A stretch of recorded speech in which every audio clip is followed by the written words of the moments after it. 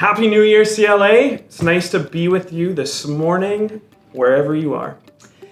This is our January edition of Beyond Our Walls, and I'm sitting with a good friend. This is Wylie, who became a follower of Christ in our church in Kelowna, and then followed in my footsteps as the director of Omega at Summit Pacific Bible College, and now is a partner missionary global worker with CLA.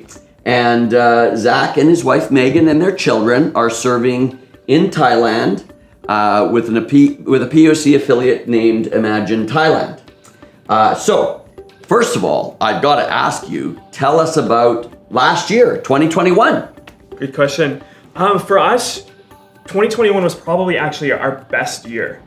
It feels weird saying that because a lot of people experienced it in a really different way. But as an organization, it was likely our best year. We gave away over 2.5 tons of food. We sewed and distributed over 13,000 masks to community healthcare workers.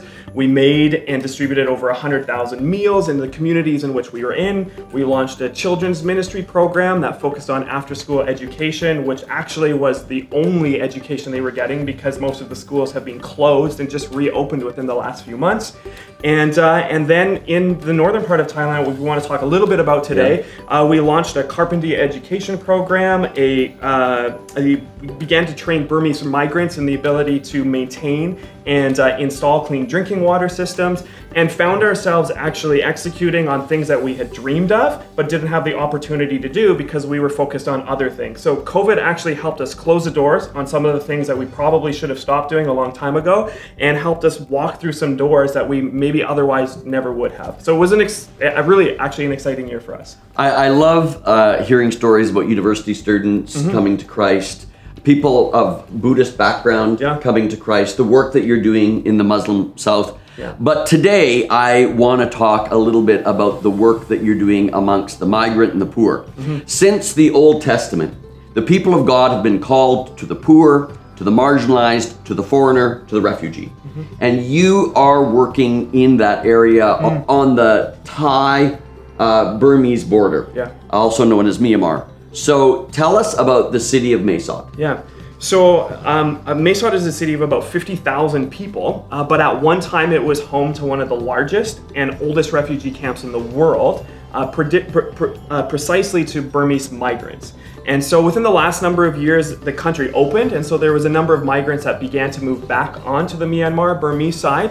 But as a result of the current crises, the government crises, and the dictatorship that's taken over there, we've got thousands that are actually fleeing to the easternmost parts of Myanmar that are then flooding into Mae Sot, or attempting to, but are being prevented by different military personnel on the Burmese side and on the Thai side. But our work has always continued on that side, as we've got clean drinking water systems that have been serving almost 100,000 people. We do education programs and teacher training on that side, and we began distributing soy milk through a soy milk program on that side of the border. Notwithstanding the amount of work that takes place in very similar ways in Mae Sot to the Burmese migrants and the Thai people that are in the city of 50,000 people, but actually home to almost 500,000 people, more than 50% of them being Burmese migrants. I've been to Mae Sot and I'm deeply impressed with your work there. You have a worker there that's doing full-time work, and we want to support her. Tell us a little bit about that worker. Her name is P. Limoy, but we call her the Mother Teresa of Thailand because that's the kind of heart and the kind of work that she does. So she gives oversight to all of our clean drinking water projects, which serve nearly 250,000 people, our soy milk programs, which are in Burmese and Thai schools that provide soy milk to nearly 25,000 kids a day when they're rolling, give oversight to our education project, and gives oversight to our team of about 4 to 6, depending upon the time of the year which is there. So she is the Mother Teresa of Thailand, is the founder of Imagine Thailand, and is a staple in really anything and everything you see us doing.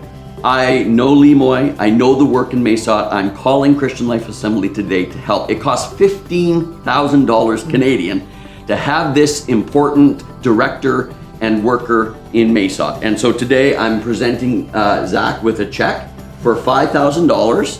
And today, CLA, in January, we want to raise the other $10,000 to keep Limoy in Mae Sot for 2022. This is an amazing new year opportunity for us. So CLA, would you help us?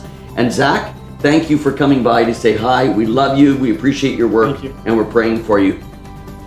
Happy New Year, CLA. Take care.